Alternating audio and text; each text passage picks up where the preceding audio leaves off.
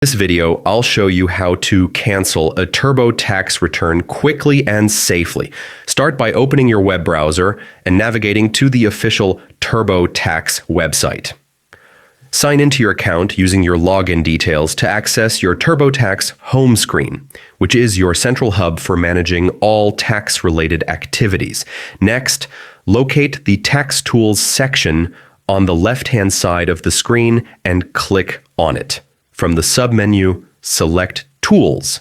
Here you'll find the option Clear and Start Over, which allows you to erase all data entered for your current tax return and begin fresh.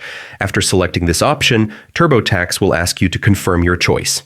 Click Yes to proceed, but make sure you've backed up any important information beforehand, as this action will permanently erase your current return. And that's it.